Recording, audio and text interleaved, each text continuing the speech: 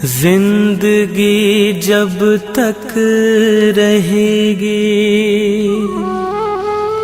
फुर्सत न मिलेगी काम से, कुछ तो समय सा निकालो, प्यार करो भगवान से।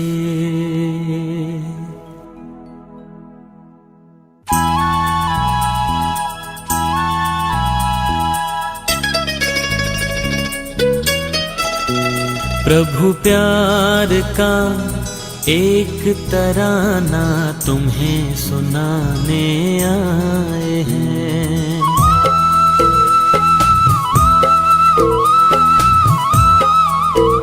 प्रभु प्यार का एक तराना तुम्हें सुनाने आए हैं।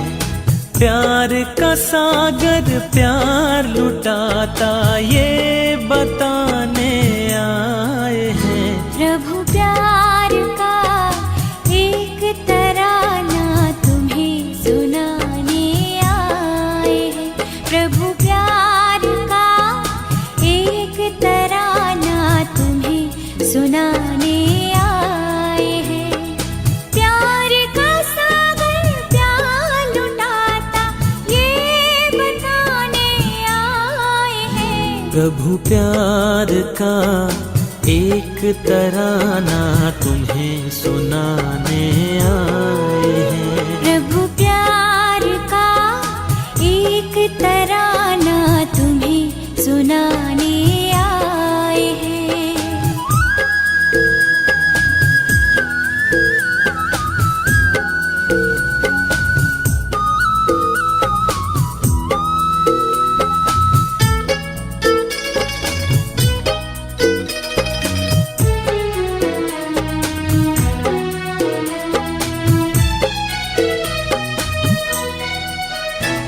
सुगंध चाहिए फूलों की तो फूल से नाता जोड़ो। सुगंध चाहिए फूलों की तो फूल से नाता जोड़ो। परमानंद को पाना हो गर मन को प्रभु से जोड़ो। परमानंद को पाना हो गर मन को प्रभु से जोड़ो। मूल वतन के रहने वाले प्रभु प्यार का एक तराना तुम्हें सुनाने आए हैं। प्रभु प्यार का एक तराना तुम्हें सुनाने आए हैं।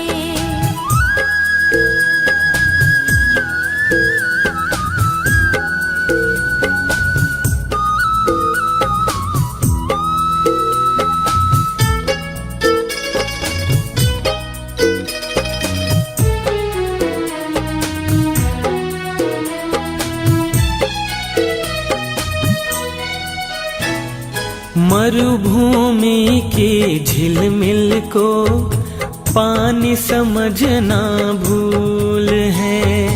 मरुभूमि की झिलमिल को पानी समझना भूल है। ये तो सूरज की गर्मी है और पवन नखिल है। ये तो सूरज की गर्मी है और पवन नखिल है। मन की बंद आंखें खोलो ये बताने आए हैं। प्रभु प्यार का एक तराना तुम्हें सुनाने आए हैं। प्रभु प्यार का एक तराना तुम्हें सुनाने आए हैं।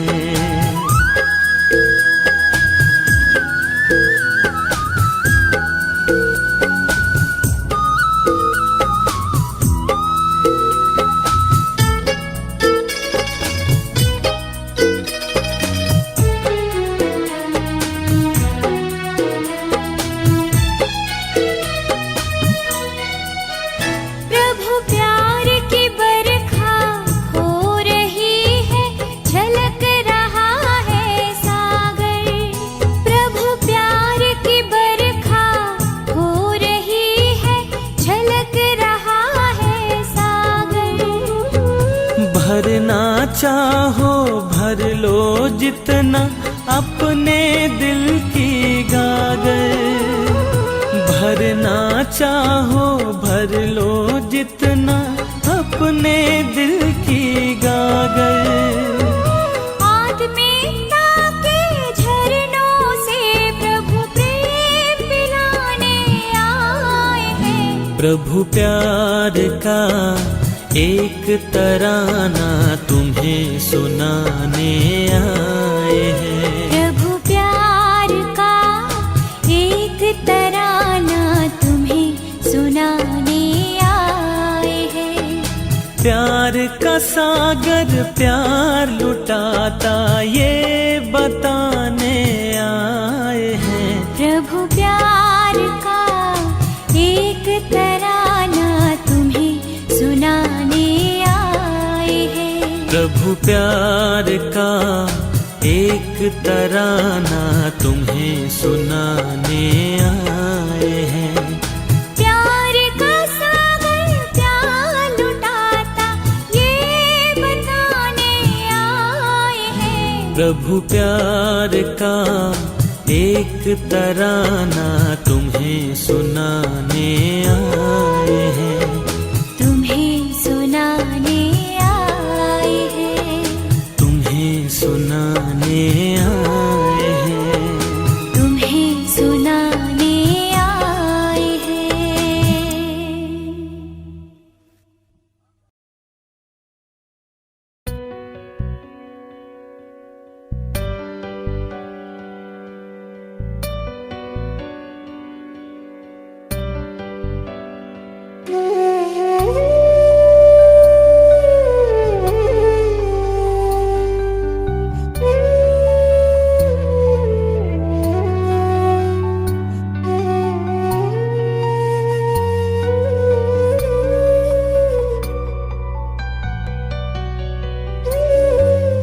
जीवन के दाता सांसों के स्वामी, ये नैया की पतवार तुमको है अर्पण।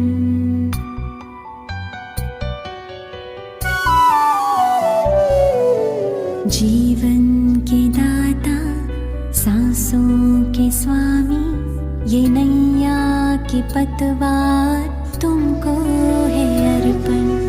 प्राणों के प्यारे बाबा हमारे, प्राणों के प्यारे बाबा हमारे, तुझे तेरा सब कुछ समर्पण समर्पण। जीवन के दाता सांसों के स्वामी ये नैया की पतवार तुमको है अर्पण।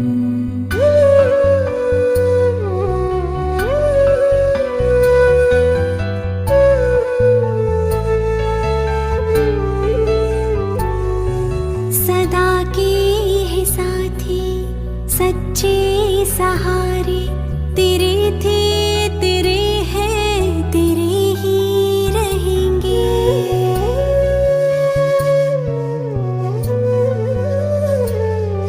सदा के है साथी सच्चे सहारे, तेरे थे तेरे हैं तेरे ही रहेंगे। दिल के दिलारा दिल से हम कहते, दिलों जा से बाबा तुझ पे है अर्पण। प्राणों के प्यारे बाबा हमारे, प्राणों के प्यारे बाबा हमारे, तुझे तेरा सब कुछ समर्पण समर्पण। जीवन के दाता सांसों के स्वामी ये नैया की पतवार तुमको है अर्पण।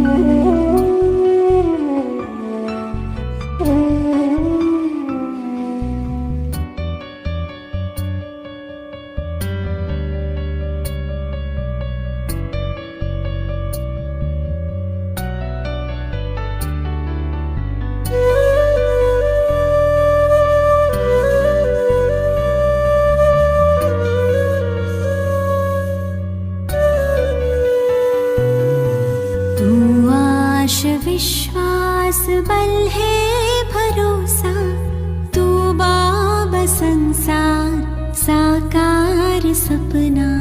अगर टूटती सांस काम आए तेरी, अहो भाग्य जीवन बने धन्य अपना।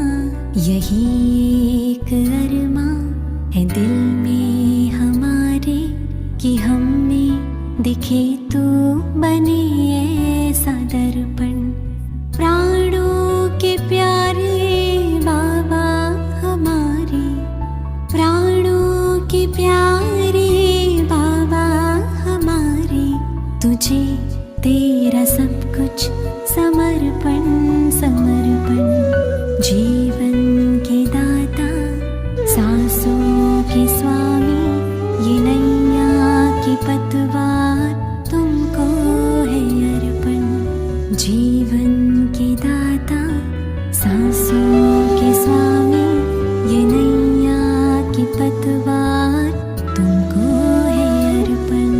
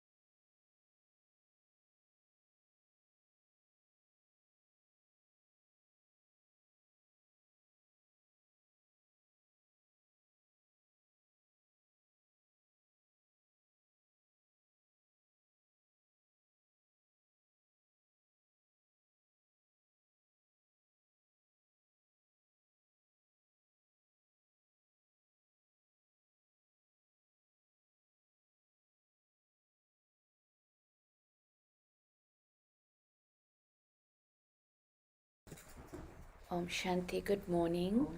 Good morning. Brother Avinal, is the sound okay? Yes, Sister Pratiba, it's perfect. Thank you. Okay, great, thank you. So, Om Shanti, and it's a little gift in the drama that Baba brought me quickly back to Cape Town within a few months. Yeah. Manjubin, come sit more, friend. Come.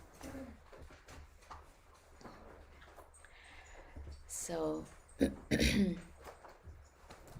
today's Murli is really very beautiful in a way because it really reflects Baba's deep love for us. And he's taking it a step further, not just about love, but about the deep regard and respect he has for the soul.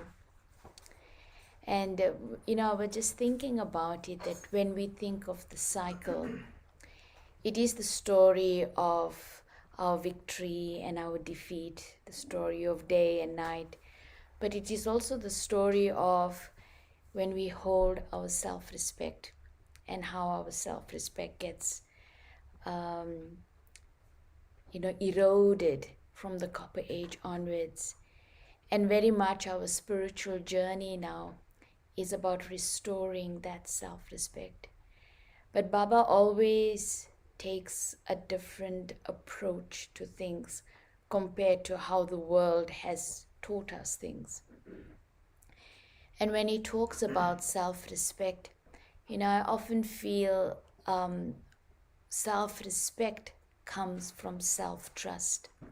From the Copper Age onwards, we knew what our deeper principles are. We knew what truth was, but we were unable to live it. And that kind of paradox almost in our lives is what took away our self-respect, because we could not trust ourselves anymore. And so when Baba comes, he restores our self-trust by first telling us and reminding us who we are. And it's beautiful how he says that he comes and he tells us our virtues, our qualities, how he sees us. And there's a line in today's Murli that touched me deeply, where Baba said, promise yourself that you will see yourself the way the first soul sees you. And it's a very sweet aspect that how Baba sees me, I must promise myself that that's the way I'm going to see myself. Because what happens is when we really keep that awareness of truth, because God is telling us what he sees in us, not just to make us feel good, but he's telling us what he sees in us because that is the truth of who we are. And so when we hold that awareness of truth, then that awareness of truth in a way is what frees the soul and makes the soul deeply secure. And the result of self-respect is what? I can naturally and easily give respect. It's just so easy, and it overflows from the self. It's not I have to make an effort for it in a way. So another element that Baba is saying, that if you really want to, a method of developing my own self-respect is to follow the Father. And what did the Father do? He gave respect to everyone. It's like Baba kept on acknowledging, uplifting, reaffirming the goodness that he sees in each one. And he talks about whether it's the little children or the old people or the mothers in bondage or whatever, but how he saw the speciality. And through his vision of seeing the speciality of each soul, he acknowledged it. And through that, in a way, Baba helped the soul to even further develop it. And so that's an act of giving in a very selfless way, because Baba showed us that it's by giving in that way to enable the other to grow into the best that they can grow into, that you earn respect in that way. So it's a lovely aspect that Baba's taking, that to be one who has that fortune of self-respect, you have to learn to be one who gives. Without giving, I can't receive. And so in today's Murli, Baba saying, in the Hindi, the way the actual word is it's prapti. Prapti means attainment. So it is through my self-respect that I attained respect for all time. And there is a prerequisite to self-respect. So, what Baba's saying, that in order to have self-respect, I have to renounce first. I have to renounce body consciousness. And for me, it's a deep principle that Baba's reminding me of, that there cannot be attainment without renunciation. I have to release the old. I have to release that which doesn't work. And it applies in every facet of one's life. Unless I let go, there isn't real attainment. Because if we're holding on to the limited, we don't give space to the unlimited. So that's why Baba's highlighting today, unless there's a renunciation of body consciousness, only then can you develop self-respect. And so to look at on which subtle levels, I think on many of the gross levels, we have let go of things, but there are subtle things that we hold on to. Like we take security from small things. And whatever I take from, I'm in bondage to that. And it is only if I take that step of courage of letting go, then I actually develop my own sovereignty. Because it is the journey of being a master and a slave. So to claim my own sovereignty, I have to let go of the little things, the subtle things that I take my security from. And Rama will reveal it to me. What I'm holding on to. But I need to be willing to take the lesson when drama does present it. Don't try and go back to the old way of being and doing things, because you've missed the opportunity that drama offers you at that time. And another aspect that I'd like to just raise is, I loved how Shivani Ben, when she was reading this Murli, how she explained it beautifully in a way that, how do I show myself respect?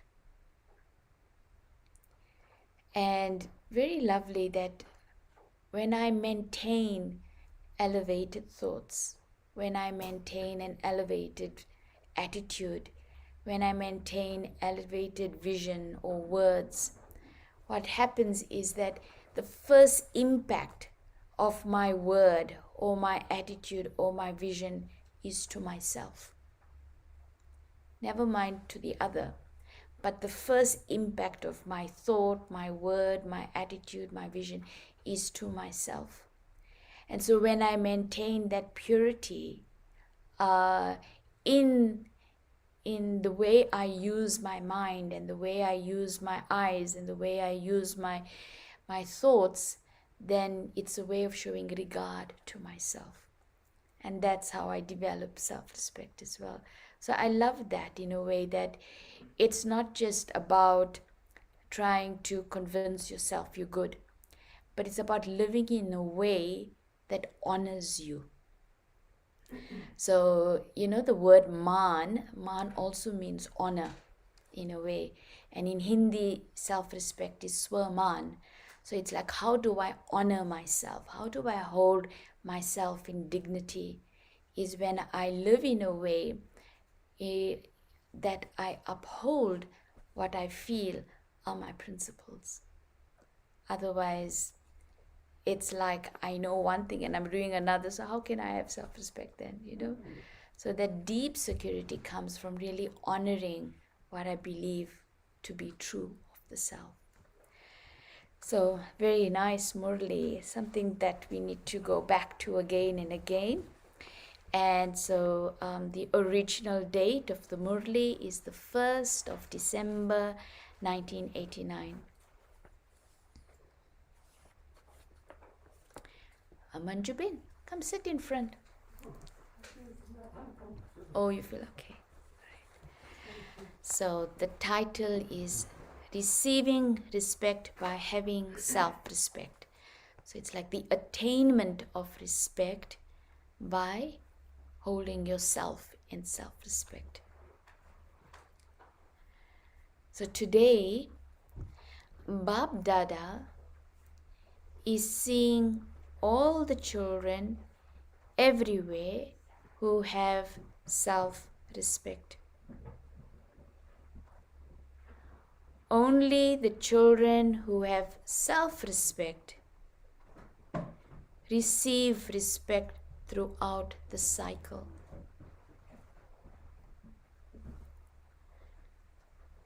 You have self-respect for one birth and you receive respect for the whole cycle.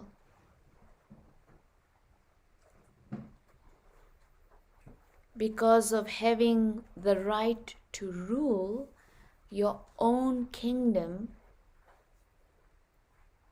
you receive respect from your subjects, and for half the cycle you receive respect from devotees.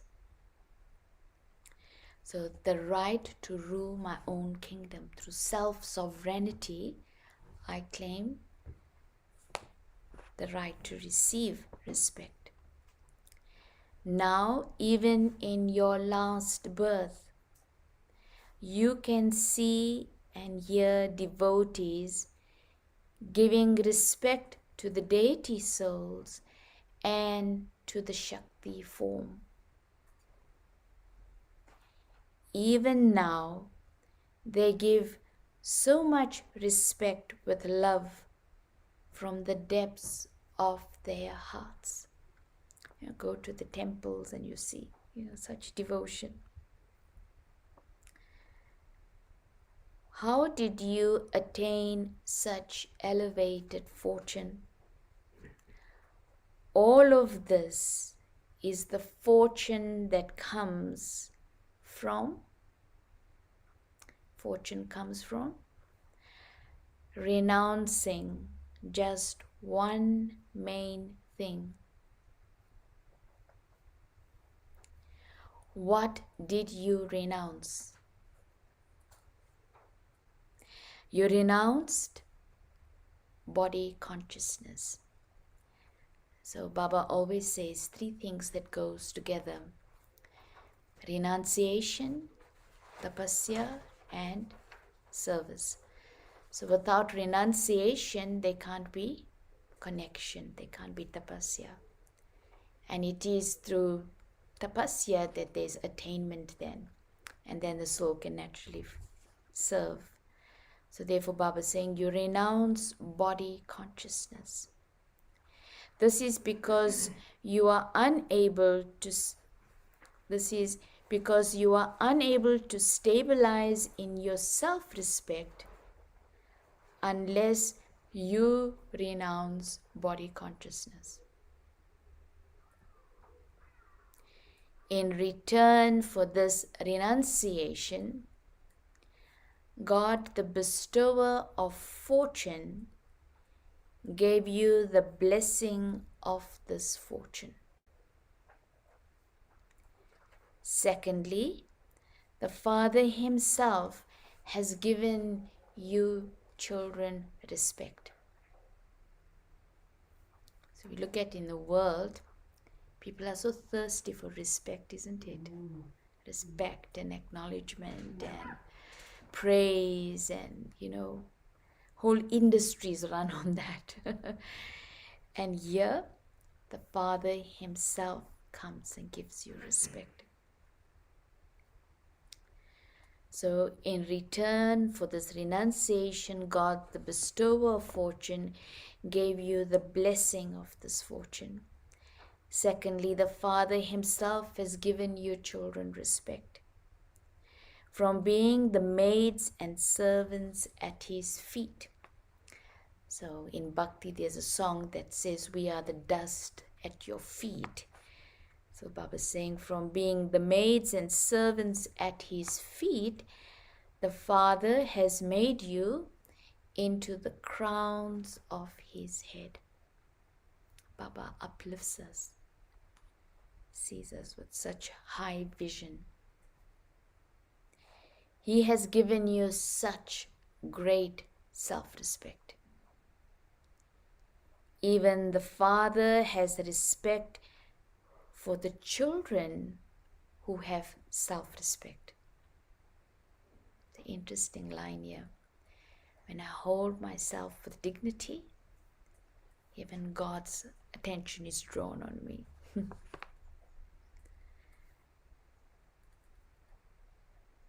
So even the Father has respect for the children who have such self-respect.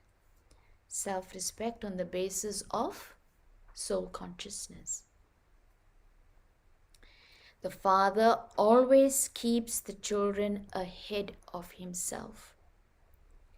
He always sings praise of the virtues of your children. In order to give you children love from the depths of His heart,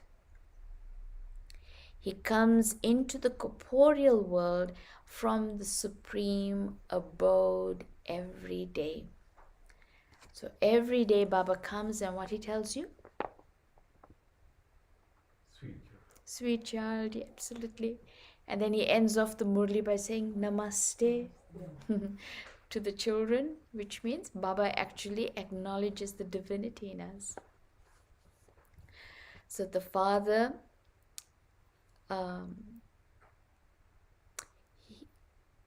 so in order to give you children love from the depths of His heart, He comes into the corporeal world from the supreme abode every day.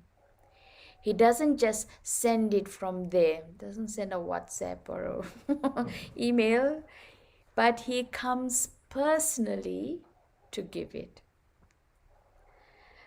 You receive love and remembrance every day. Do you not? No one else can give such elevated respect. The Father Himself has given you this respect, and this is why you have become those who have a right to respect eternally. Do you experience such greatness? Self-respect and respect are connected with one another. Those who have self-respect would maintain regard for the respect they have received, and also maintain respect for themselves. And they would also look, speak, and form connections with others with respect. So the respect that I'm given from God, I maintain the honor of that. And then I also naturally have respect for others. Also becomes your own way of life. Yeah. So the meaning of respect for the self is to have regard for the self. Because how I treat myself becomes a reflection of how I end up treating others, So if I treat myself with kindness and respect, then I would do that towards others as well. So the meaning of respect for the self is to have regard for the self. My dignity, my sense of honor for the self. The Father gives regard from all souls of the world. So each one gives Him that regard. However, to the extent that the Father receives respect, He also gives just as much respect to all the children. If someone doesn't give, then that one doesn't become a deity. Because a deity is a bestower, a giver.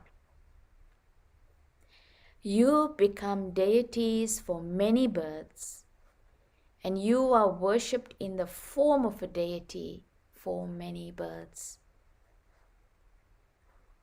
You become Brahmins for one birth, but you rule as deities and become worthy of worship for many births. Deities means those who give. Devta, the one who gives. If you do not give respect in this birth, how would you become deities? How would you receive respect for many births? Follow the Father. You saw Father Brahma in the corporeal form. He always considered himself to be a world servant. Baba always had that attitude, I'm here to serve in every aspect. Never that, I'm the father, you must listen to me. I make the rules. No. Baba served with a lot of love. So he always considered himself to be a world servant. He considered himself to be the children's servant and made the children the masters. He always saluted them as the masters. This reminds me of a very sweet scene. It was, it was the double foreigner season. We were all in Shantivan in the conference hall, and Daddy Ji was going on some tour, so she was taking leave from everyone. So you know how she would take the rose that they gave her and she would wave it to everyone. So she stood up on the stage after Murli and the song and everything, and then she was waving, and then she stood in front of all of us and she did like this, namaste, and it was just amazingly moving. It was such a natural expression of hers, but so genuine that you could see her love was one aspect of it, but her deep regard for every soul that was seated there. So it's like it just melted all of our hearts that were sitting there in that hall. So Baba's saying, he considered himself to be the children's servant and made the children the masters. He always saluted them as the masters. He always gave little children love filled with respect and saw them in the form of future world benefactors. He always saw the Kumars and Kumaris and youth as the ones who challenged the great, well-known souls of the world, the ones who made the impossible possible, the ones who made the heads of the great souls bow down. He saw them with the respect of such pure souls. He always gave them respect, considering them to be great souls who performed even greater wonders than he did. Baba would sometimes say the children are ahead of Baba. The children are more clever than Baba. He just like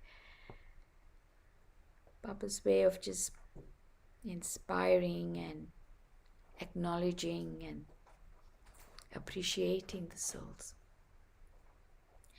Similarly, he always considered elderly souls to be experienced. He gave them the regard of being his equals. He always saw those in bondage with the regard of being number one in remembrance, in having remembrance. This is why he became the soul to receive number one imperishable regard. He is number one in receiving respect in the kingdom as the world emperor and in the worthy of worship form too. He is the first to be worshipped after the Father in the form of Lakshmi Narayan. So he became number one in receiving both respect as the ruler and also in terms of being worthy of respect.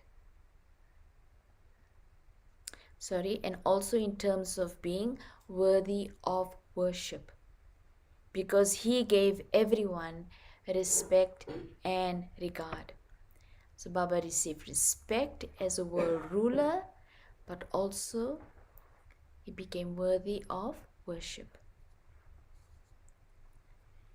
He never thought that he would only give regard when he received regard. Those who give regard even consider those who defame them to be their friends. They don't consider only those who give them regard to belong to them, but even those who insult them are considered to belong to them, because the whole world is their family.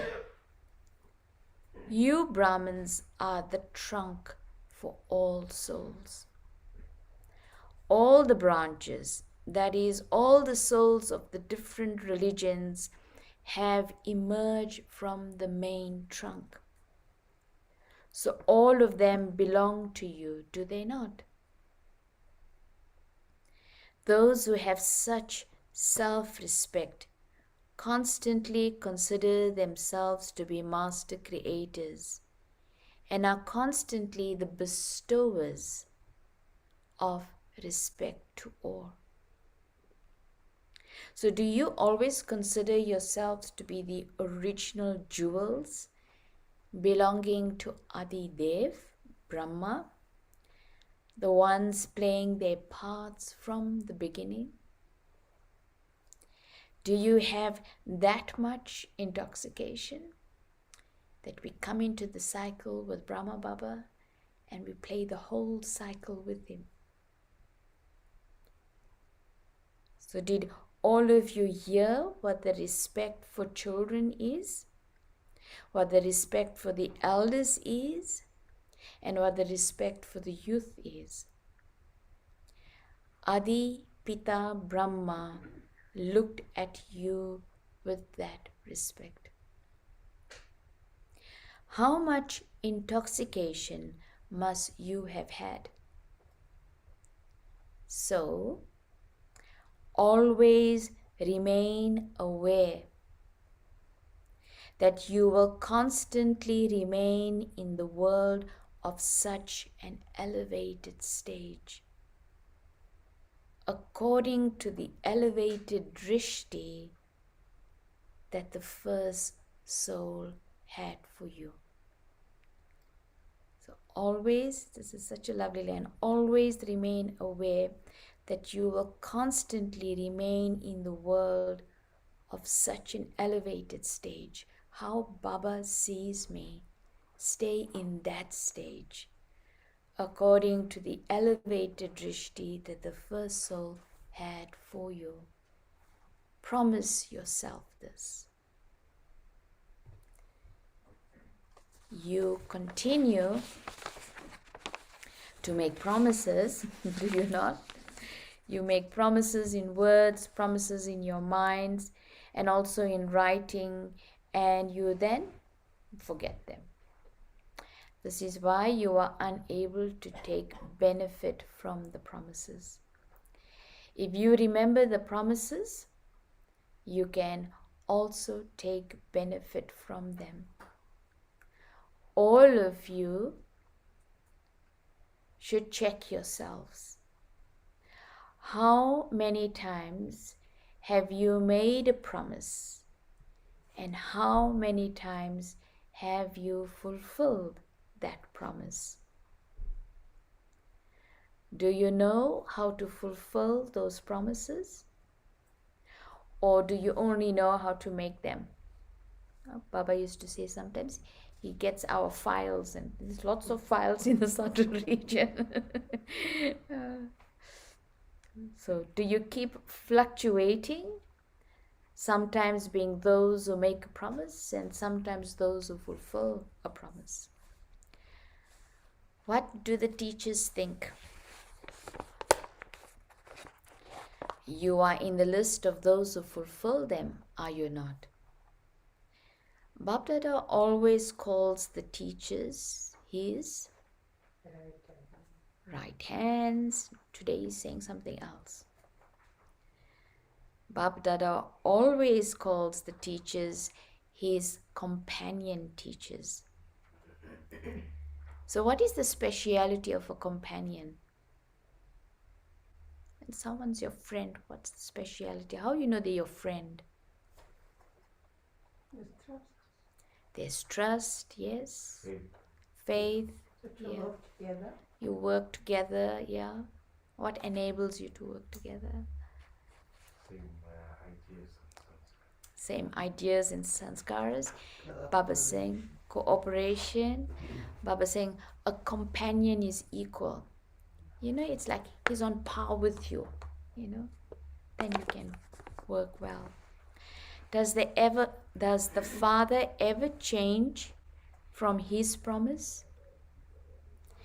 Teachers are also those who always keep a balance between the promise and its benefit.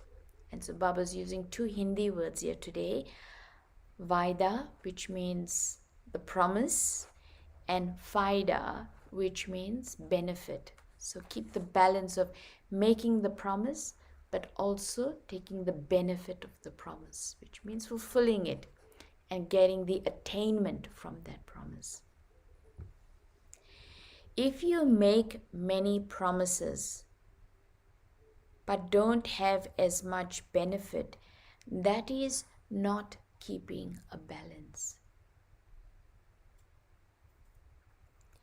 Those who keep a balance of the two receive this blessing from the Father, the bestower of blessings. Such souls always become images of success in their actions by having determination in their thoughts. So whatever they embark on, there's success in that. This is the special action of the teachers who are the companions. Let your thoughts and actions be equal. If your thoughts are elevated, but your actions are ordinary, that is not called both being equal. So teachers, always consider yourselves to be companion teachers or teachers similar to the Father, and continue to become powerful with this awareness. Babdada is pleased with the courage of the teachers. By maintaining courage, you have at least become instruments for doing service. However, now always remember this slogan. As a teacher, when you maintain courage, you are equal to the Father, who is the teacher. Never forget this. then the aim of constantly becoming equal to Bab Dada will be in front of you. That is, he will be with you. Acha. So like our ultimate aim is what? To become Bab Saman, equal to the Father, like the Father, the true companion of the Father.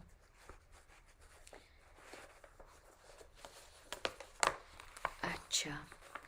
So Bab Dada is seeing all the children everywhere who have self-respect and who receive respect personally in front of his eyes, and is giving them love and remembrance with the vision of respect. To the children who are constantly equal companions in terms of ruling the kingdom and in terms of their worthy of worship stage, love, remembrance, and namaste. So Baba is telling you namaste. Okay, Chippy? And so now Baba's meeting the Bihar group. Do you always consider yourselves to have a right to self-sovereignty? Have you received self-sovereignty, or are you going to receive it? Self-sovereignty means that you are able to perform actions with your sense organs when and however you wish.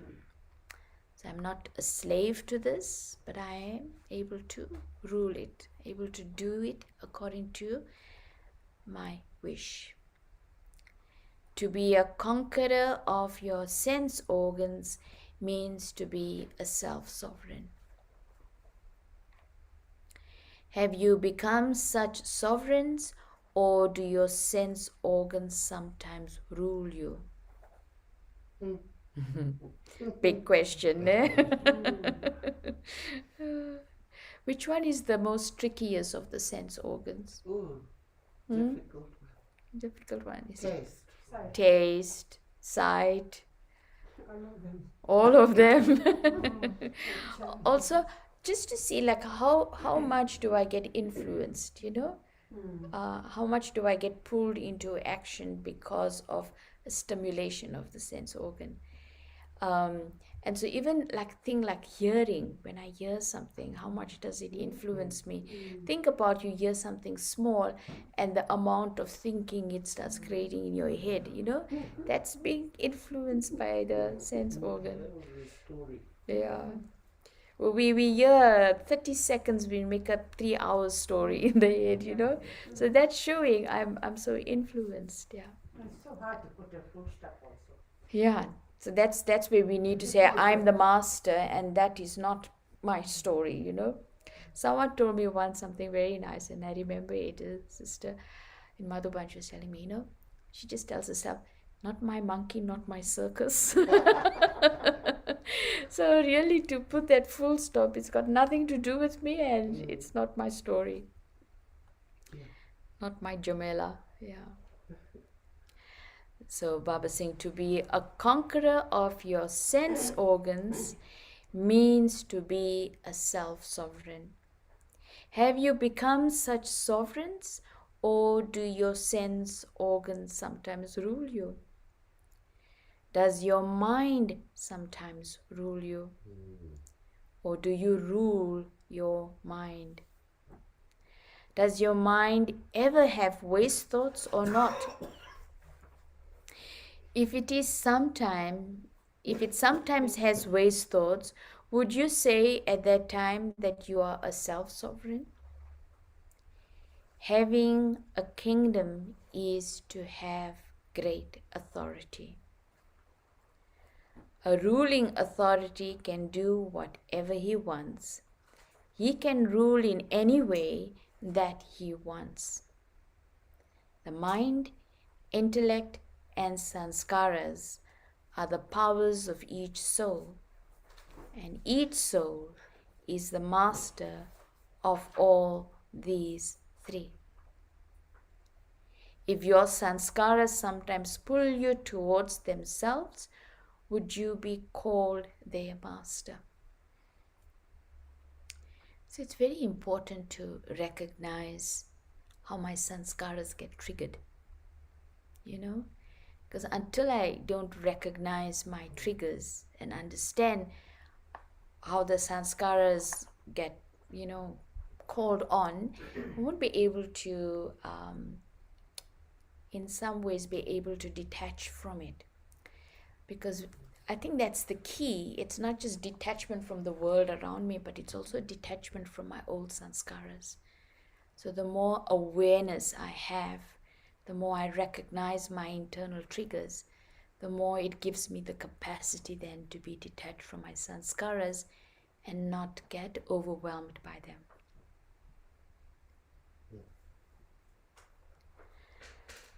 So Baba's saying, so to have the authority to rule yourself means to be a conqueror of your sense organs. Only those who are conquerors of their sense organs can attain the authority of the kingdom of the world.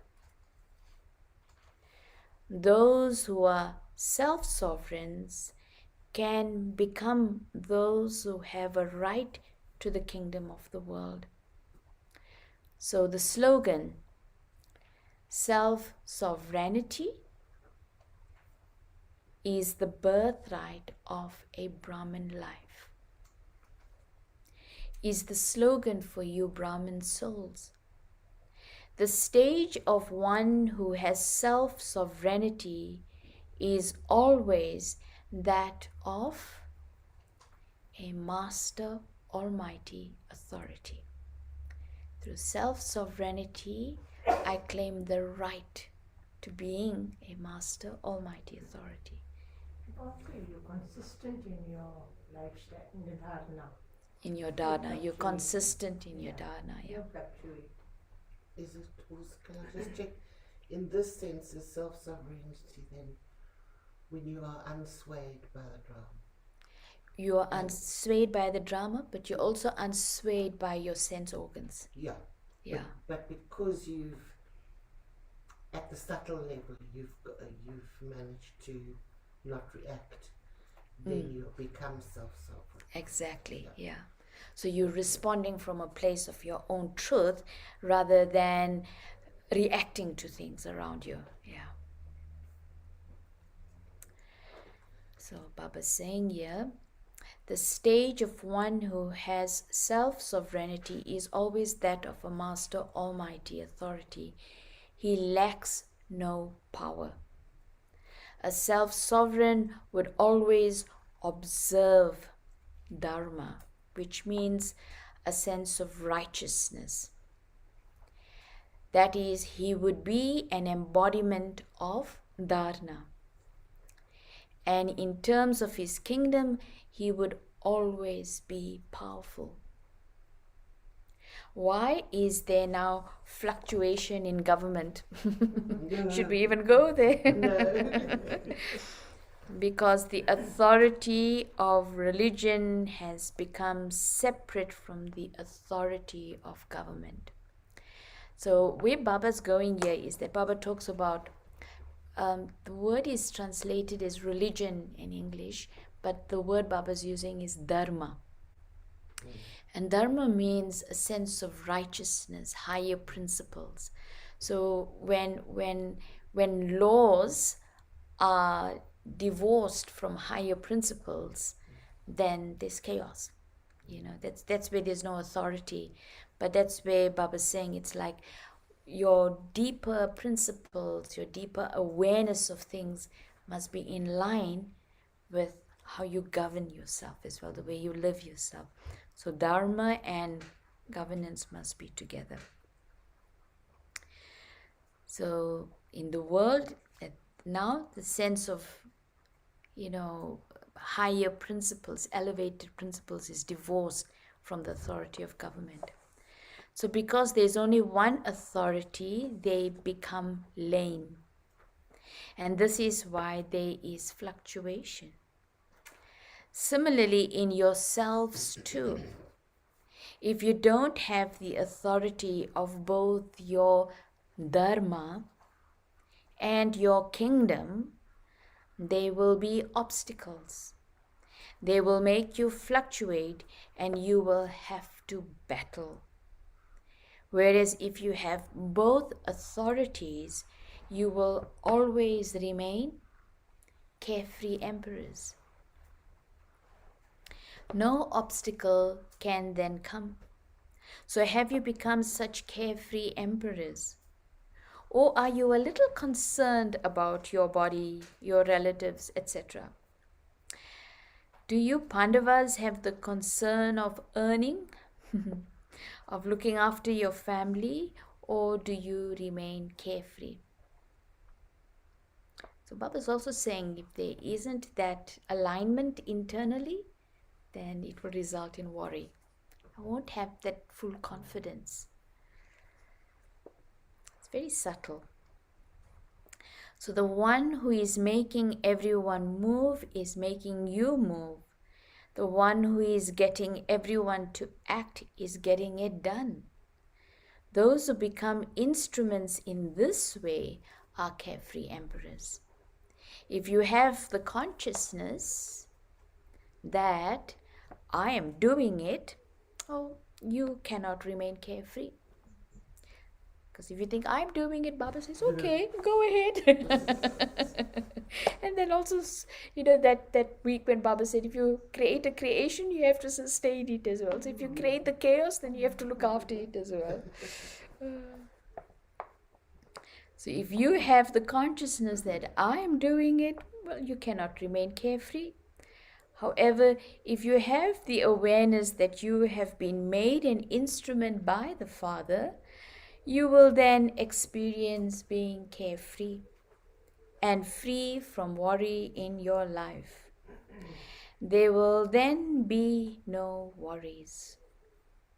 You don't even worry about what is going to happen tomorrow. It's like complete trust in the drama.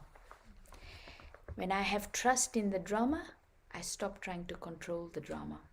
No, it's like to stop the second guessing. Mm-hmm. And did I hear that right or didn't I? Am I making it up? Yeah. And to trust your own,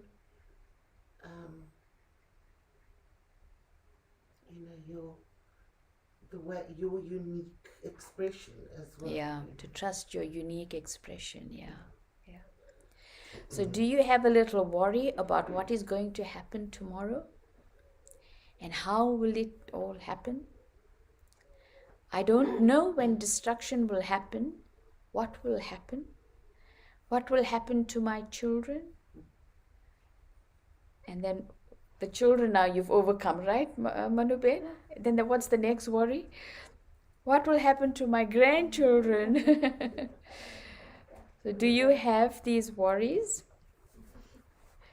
A carefree emperor always has the faith that whatever is happening is good, and that whatever is to happen will be even better, because the one who is making you do everything is the best of all. This is called being victorious by your intellect having faith. When you receive such a huge kingdom, what is there to think about? Does anyone ever let go of their rights? Even those in huts, those who have a small property, would not let go. However, this is such a huge attainment. So with the awareness of it being your right, always maintain the right and continue to fly. Remember this blessing. Self-sovereignty is my birthright.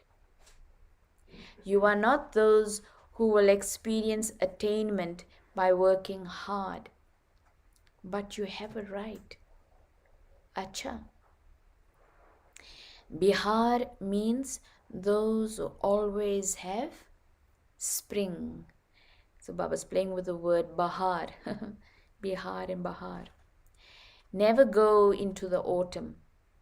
Never let there be storms or hurricanes, but always spring. Acha. And then the second group. Do you experience yourselves to be the ones who change the world with your spiritual vision? You used to hear that you can change the world with your vision, but you have now become experienced in this.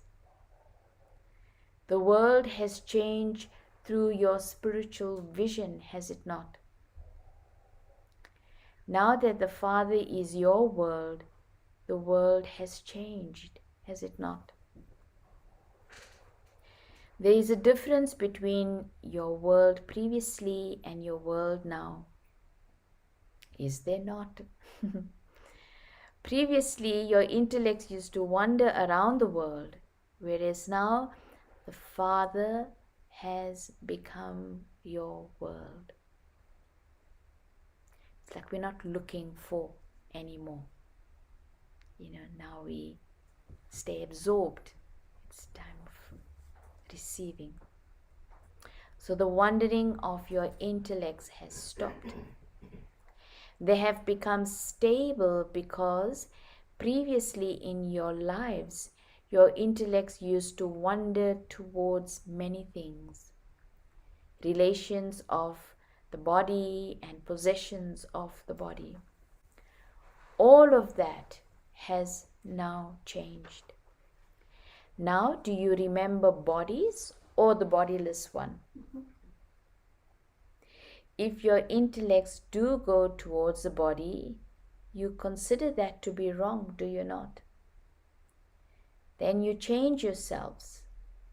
Instead of considering yourselves to be bodies, you try to practice being bodiless beings. So your world has changed, has it not? You yourselves have changed. Is the Father your world, or is there still something remaining in the world? Your intellects do not wander towards perishable wealth or perishable relationships, do they? Now, nothing of mine remains. Now you don't even have a thought or a dream such as, I have a lot of wealth. Because you have handed over everything to the Father. You have made mine into yours. Or do you not think what belongs to me is mine and what belongs to the Father is also mine? Do you? That perishable body, wealth, and old mind are not mine. You have given them to the Father. So the first thought you had for transformation was, everything is yours. And it is only by saying yours that you benefit. Om Shanti, bom dia. Bom dia, Om Shanti. Bom dia. Vamos já começar. Eu estava a seguir a Murli da. Sorry. So Baba's saying,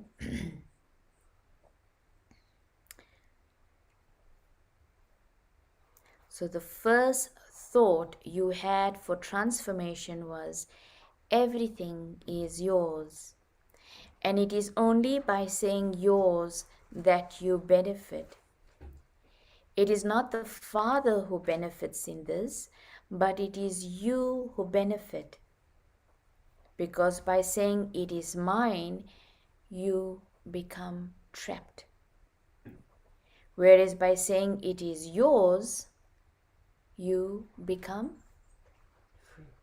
detached. That's it. By saying mine, you become those with the burden. And by saying yours, you become double light trustees. So which is better? Is it good to be light or to be heavy? In today's world, even if someone is overweight, it doesn't feel good. Everyone tries to make themselves light, because to be heavy means to experience loss, whereas by being light, you benefit. Similarly, by saying mine, mine, your intellect becomes burdened, whereas by saying yours, yours, your intellect becomes light. Until you become light, you cannot reach a high stage. It's a light kite, you fly high. It is the flying stage that will give you the experience of bliss. There is pleasure in remaining light. Acha. Since you have found the Father,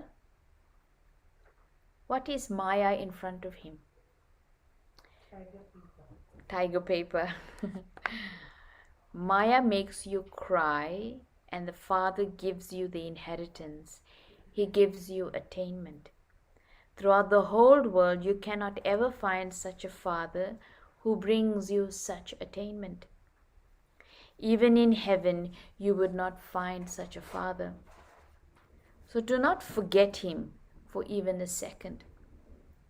Since you don't forget someone who brings you a limited attainment, how can you forget the one who brings you unlimited attainment? So constantly remember that you are trustees. Never keep a burden with yourselves.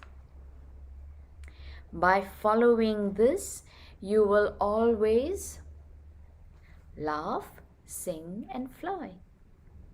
What else do you need in life? To laugh, sing, and fly. It is only when you have attainment that you would laugh, is it not? Otherwise, you would cry. So crying also means complaining. It's like when there's attainment, there's a sense of gratitude. But if there isn't attainment, there's complaining. It's like crying. So keep this blessing in your awareness. You are the ones who laugh, sing, and fly. The ones who always stay in the Father's world. There is nowhere else your intellect would go to. Do not cry even in your dreams. Do not cry even if Maya makes you cry. There is crying even of the mind, not just crying physically. So Maya makes you cry and the Father makes you laugh.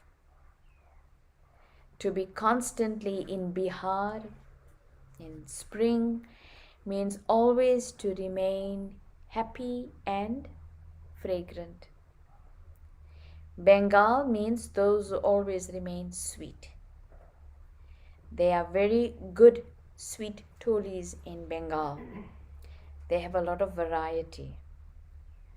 So where there is sweetness, there is purity. You cannot have sweetness without purity. So you are those who remain constantly sweet and fragrant. Acha, teach us too, saying the fragrant ones always remain in spring. Acha. And then the blessing for this morning. May you always have the fortune of being close to the Father by staying away from the influence of bad company and thereby pass with honors. May you always have the fortune of being close to the Father by staying away from the influence of bad company and thereby pass with honors. If you would like to stay close to the Father, stay away from the influence of bad company. Many types of papers will come in the form of attraction, but do not be attracted by them. They are influences of many types of company. There is a company of waste thoughts, thoughts of attraction to Maya, the company of relatives, the company of words, the company of impure food, and the company of actions. Those who protect themselves from the influence of all of these types of company pass with honors. Say it again.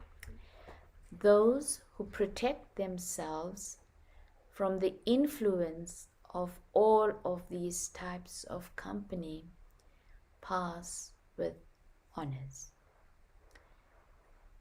So, it's in a way that it's not that I have to be with my Lokik family or wherever I go to be in the world, but to just be aware that I'm not letting my thinking, my vision, my attitude be influenced, to stay in my own internal stage. Can you just list those again? It's mind, company, Right. food, family. There is the company of waste thoughts, thoughts of attraction to Maya. In what are you referring to, Maya? Here? The illusions, the the ignorance, the illusions, the body conscious attractions. Yeah. And the vices. The vices. The company of relatives, the company of words, the company of impure food, and the company of actions. Those who protect themselves from the influence of all of these types of company pass with honors. And the slogan, become angels, and the Father Himself will become your canopy of protection in adverse situations.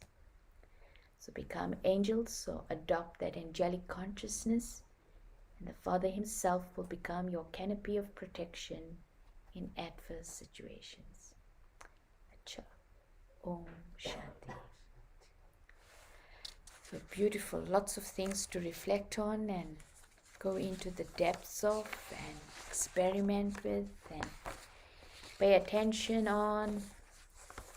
So let's just take a few minutes to absorb what Baba has shared with us, and then we can have some reflections on the Murli.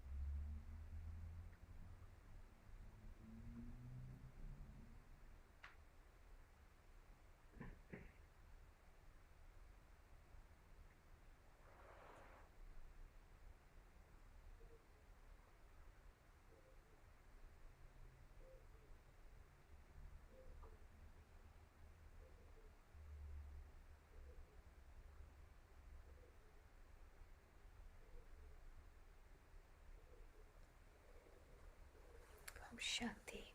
Good. So, what did we take from Baba's Murli today?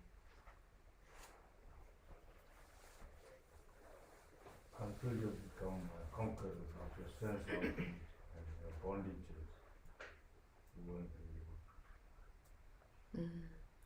So until you become the conqueror of your sense organs and the bondage to your sense organs as well, body consciousness, Baba said, until there's renunciation of it in that way, then only I claim the right to rule.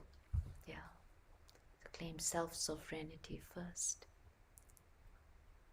How Baba was saying that where there's self-respect where there's self-respect, there's regard for the self.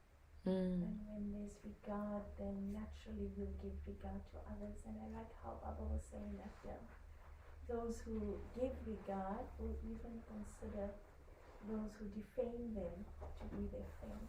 And in a way, it's like I don't lose my honor and create any feelings, because then I'm losing respect for myself in that moment. And so it's not about the other person and what they say or do, but it's rather about how do I want to maintain my self-respect in this moment. I thought that was a very, very powerful connection, yeah. that Baba did. So just Nita was just sharing how Baba said to have self-respect means to give regard for the self. And when I have that self-respect, it's natural I'll have respect for others, but not only for those who are nice to me, but even those who are not respectful towards me, because it's not about the other person, but it is really about that I don't lose my own dignity. So I maintain respect for the other, because it is a sense of my own dignity that I'm upholding in a way. Yeah, it's a very nice yukti. How I respond is a reflection of how I'm treating myself. And if I don't give myself respect, no one's going to give me respect. Yeah. It's very deep, that. And Mama also experienced the idea of the teacher as a companion. But every BK, Baba's child is a world teacher. Yeah. And so we must remember that Baba is always our companion. And that's how we become Bab Saman. We become equal to Baba. Yeah. With our elevated actions and words and thoughts. Yeah, so this whole aspect of maintaining the awareness of being God's companion. And you can only be companion if you're on par. You have to be equal in a sense. So, and that sense of equality also means that what my companion values, that's what I value. So it's like that vision and awareness that Baba has, I maintain that. I am on par with him in that way. That's when I can experience that sense of friendship with God, companionship with God, and protection from God as well. Yeah. Jimmy, you wanted to share something? Yeah, I think everybody's similarly picking up on what's written here is, what I'm taking home with me is to clear the filters of my limited mind, and through the senses. And so it's an ongoing thing. It's not going I wish I could go like this. Won't happen. And by releasing the clinging to the false perception of who we really are, and and then and through that process, remembering that whatever is happening is good. Yeah. And if I say yours, then I'm free from that over-identifying with the wrong perspective. And Baba is saying namaste to me. Beautiful. So a couple of things that Jimmy's just sharing, but it's hopefully I remember everything what you're saying. But this thing of clearing the filters, that's the key thing of the mind, and how we've been influenced by our sense organs, and then letting go of the clinging to things in a way.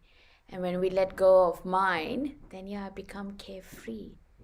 And that aspect, in a sense, is a very important aspect. I was doing a little retreat for a small group of people in the garden, and we looked at different elements and whatever, and just the one aspect that came up, which is really very significant in a way, that if we want stability, we have to surrender first. Because as much as we want to try and hold on to control, we won't really have that stability, in a sense.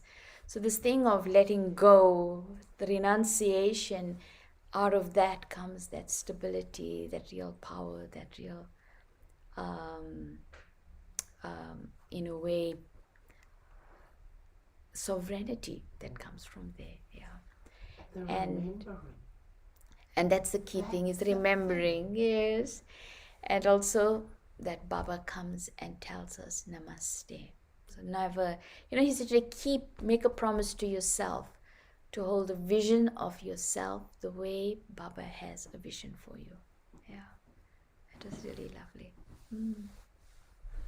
Baba says, let your thoughts and actions be elevated, and he also says that don't worry what's going to happen tomorrow because it's all in the drama. Yeah, don't worry about what's going to happen tomorrow because it's all in the drama. And it's only when I really have that deep faith and trust in Baba that I can truly, like, my faith and trust in Baba is also my faith and trust in drama, So when I have that deep faith and trust, then I don't worry. I become carefree. And also, in a way, it's not just that whatever will happen, but also that deep awareness, there will always be benefit. There will always be benefit for the soul, Have you got any tips for how to stop the evaluating mind? Because one's always trying to see if you're being successful at what you're doing. And that sort of messes things up, because then it brings in a limited evaluation. So I don't know how to get that so that you don't overthink it, and so how not to overthink. And I think it all comes back to our deep need for control. Because sometimes we think the more I think about things and I work it out in my mind, and whatever the case may be, it's like an illusion I have that I think I have more control. But it's actually, I'm just wasting energy and losing energy in a way. And I think so. One thing is creating that connection, that my overthinking mind is my sanskara of control. And that is not going to serve me or serve anyone else, in a way. The second thing that I find that is important as well, in a way, is that the more I develop soul consciousness and work on deepening my relationship with Baba, it's the experience of closeness to Baba that gives me a deep sense of security. And that is the only way that I can become more secure. I can't become secure I can't think myself into a state of security. I have to feel myself into that state of security. So when I feel secure, then I will stop measuring myself, or try to evaluate myself, or try to compare myself, or try to validate myself, or all of those things that we end up trying to do. Because I'm secure in me and in my relationship with God. So it is true, we try to use our mind to get into the state that we want to get into it, but actually we have to move with the heart, in a way. We have to develop relationship with God and create that process. So it's in some ways the knowledge is all in our heads, but it hasn't shifted to the heart. So that's the journey for every one of us.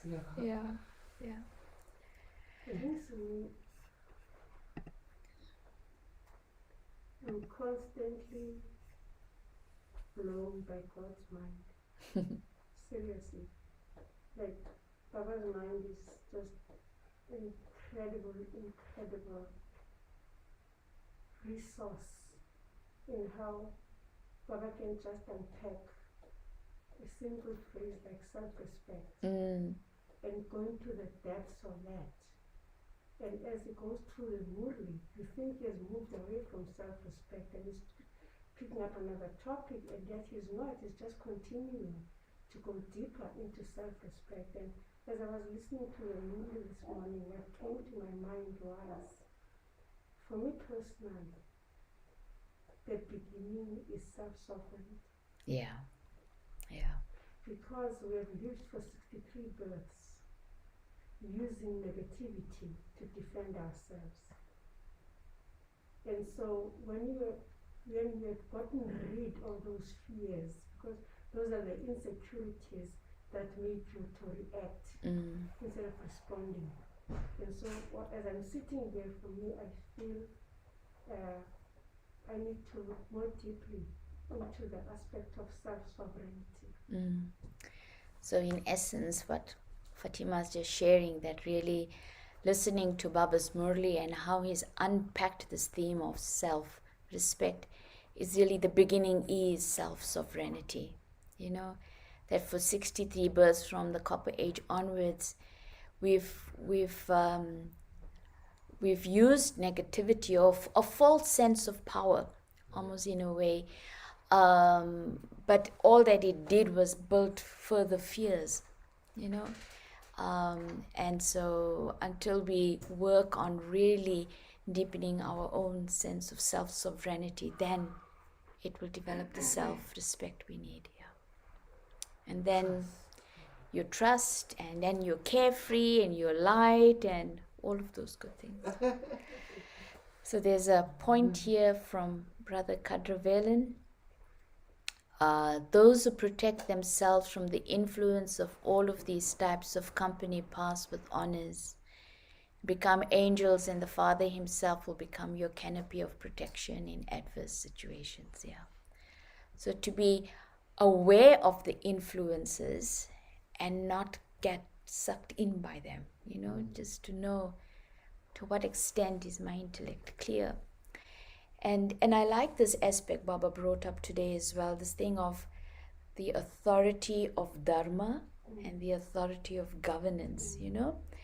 That and in BK language, we often refer to it as like, if everything I do is according to Srimad, then I'm carefree. You know, because Baba gives us, it's like that when Baba has laid out what principles are in terms of Srimad. And so the more I align myself to that, then everything will be successful in a way. But it's when we don't align ourselves to that, and that's the authority of higher principles, or Dharma, as Baba was talking about it today, and we're trying to govern separately from that, that's when it will always lead to chaos. Yeah. So someone here is sharing, Iris is sharing, self-respect stems from self-worthiness. When I respect myself, I respect others and nature. Yeah. There's a natural flow of respect when you are in your self-respect. Okay, good. Anyone else would like to share? Self-respect is really being in the now and not in the past and the present, not the future. Yeah. The now of the soul is the self-respect. Yeah, self-respect is about being in the now. Yeah. And it's really, you know, that aspect that Baba brought up. You cannot have self-respect if you haven't renounced body consciousness. You know, really that until I release myself from the old way of thinking and seeing and influence on the intellect, only then can I really embrace my true power and claim my true self-respect. Yeah. Okay. Sister Usha, would you like to come say hello to everyone? Yeah. Okay.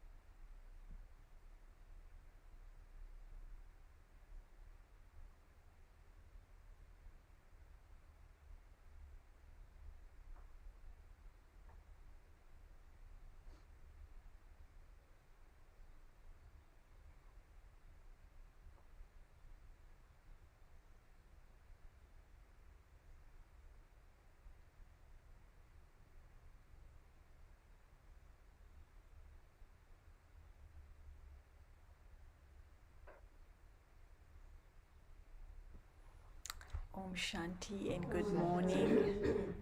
So it was really definitely a beautiful Murli, and I was just thinking, when we think about even the word self-respect, it can have so many things like, that I have to try and do. But I like to think about it as that when I return to my original state of being. So I have to honor my true self, not the labels that anybody has given or even the labels that people have put up. But I can minus all of those and in a way take away the things that supports me and just be me. And so it's beautiful in a way to think about it when we look at the word Raja Yoga. Baba is saying, I'm giving you that opportunity to become that sovereign that you were, minus everything else of the world, your original state of being. And then in that original state of being, what was our relationship with God? We were like Him when we were in Paramdam. The soul and Supreme Soul were on the same level of vibration. So in a way, when Baba told us to renounce body consciousness to really claim self-respect, it means that everything that I've associated myself with being a body actually falls away. So it's not really letting go of anything, isn't it? In a way, it's actually claiming everything that was already there, and that the body really actually became the blockage that actually stopped me from exposing myself. So very early in Gyan, I always liked this image that if you want to connect two copper wires, like when you want to join wires, you have to first strip the plastic, and then the two coppers can be tied together, and then the current can flow. And I think really what Baba was saying today is a little bit like that, strip the unnecessary stuff that just became a blockage. Take out the packaging. When you remove the packaging, then you got the content, which is really beautiful. And so in a way, that's why we can become so light and easy, because we're not carrying, like, just imagine if you have to remember that you are the mayor of a place. Then you have to remember all the conducts of a mayor. If you remember you're the teacher, you have to remember the conducts of it. So all the roles you play, you have to remember what you have to do. And actually, when I know who I am, I just have to be peaceful, loving, happy, kind. That's me. So then there is no worry of remembering, thinking, and then I can really be present, which is really then the expression of the self. So I think today's Murli just for me was like a little gift that if we want to make this Brahmin life easy, just enjoy that time when we were with Baba. And he's actually using also the idea of the bodiless practice. You remember the bodiless one, or the bodies, or you remember the bodiless one. But to remember Baba, who is bodiless, we also have to become bodiless in a sense. So I was thinking about the question you were asking about the complications. The complications are because we take on all the things we think we have to be for other people. And actually, if we let go of that feeling that I don't have to be anything for anyone but be me, then actually I don't have to think about what I have to do even, which I think in a nice way is very simple.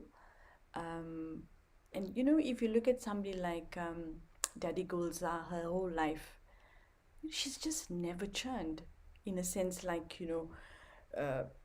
go this way, that way, and get clever.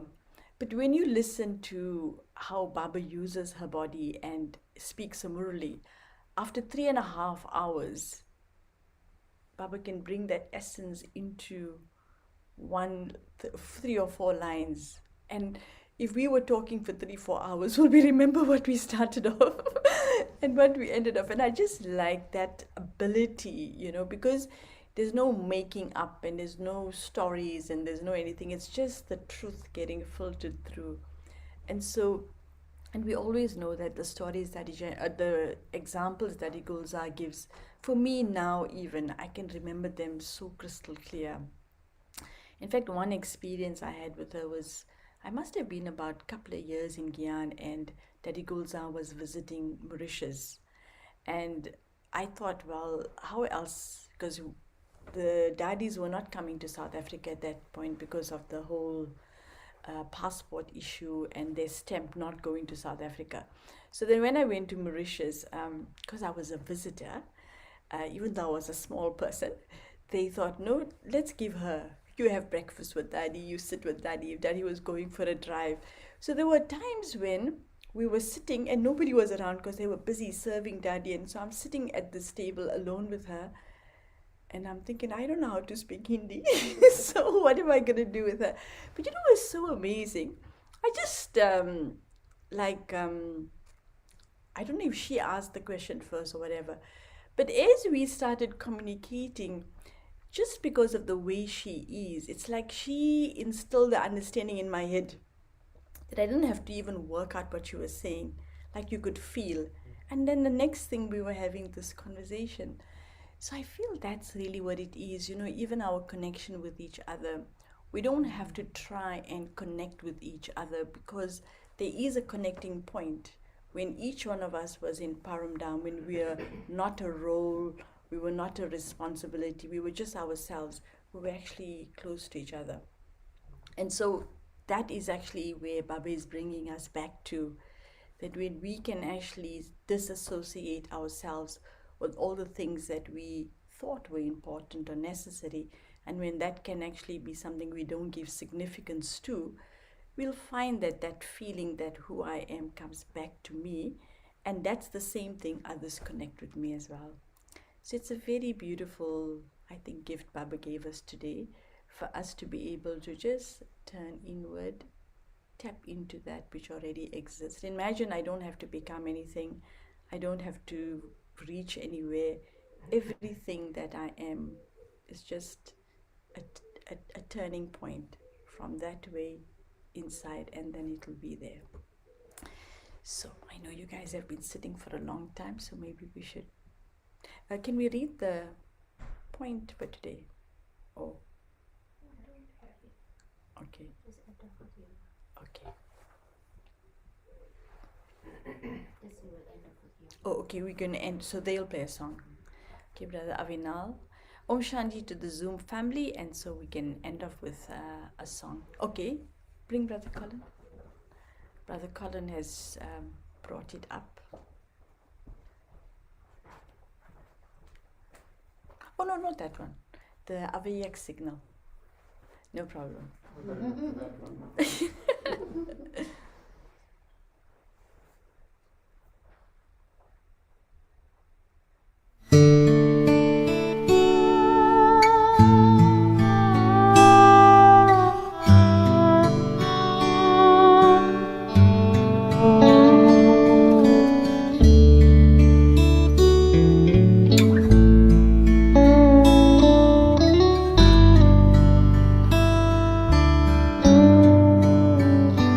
Nothing to seek, nothing to gain, nothing to know,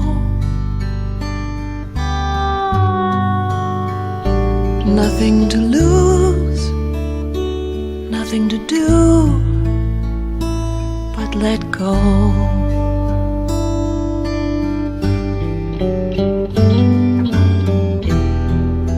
Let's rest here, where the future and the past disappear. Here, in the sanctity of now. Nothing to prove, nothing to own, no one to be, nowhere to move, already home, already free.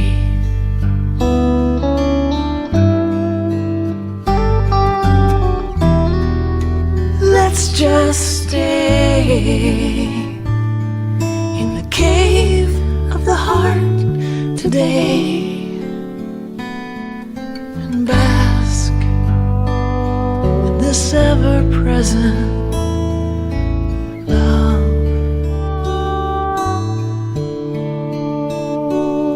Nothing to fix, nothing to change, nothing to fight.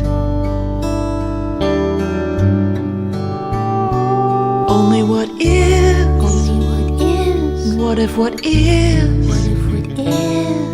just right?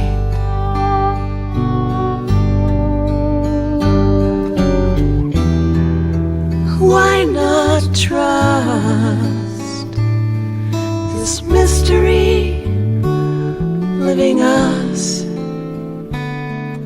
and rest in the refuge of the self?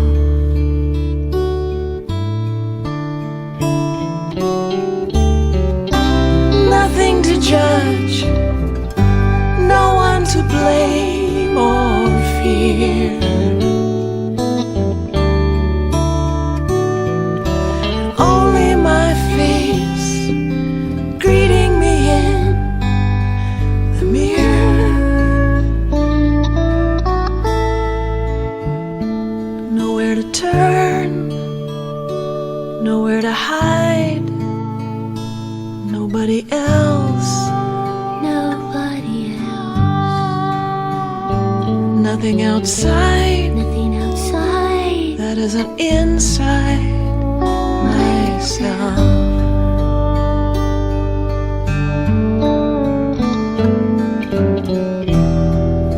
Let's just see. Is anyone here but me? Here in the present moment now. Nothing to know, nothing to do, no one to be. Nowhere to go, already home, already free. Nowhere to go, already home, already free.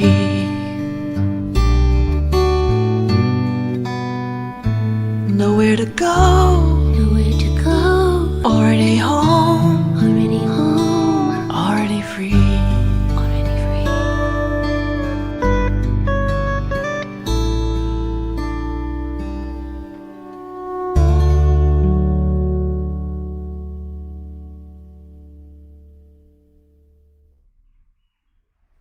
Om Shanti.